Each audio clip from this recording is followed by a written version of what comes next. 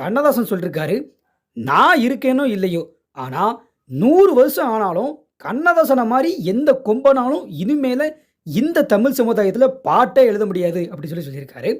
இத கேட்ட எம்எஸ்வி, நீங்க சொல்றது எல்லாம் சரிதான்.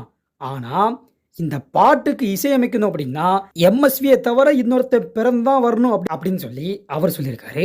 டிஎம்எஸ் என்ன சொல்லியிருக்காரு அப்படின்னா, உங்களுடைய இசையாகட்டும் அவருடைய வரிகளாகட்டும் ரெண்டையுமே சேர்த்து மூச்சரைக்க பாடுறவன் நான் தானே அப்படின்னு சொல்லி சொன்னாராம்.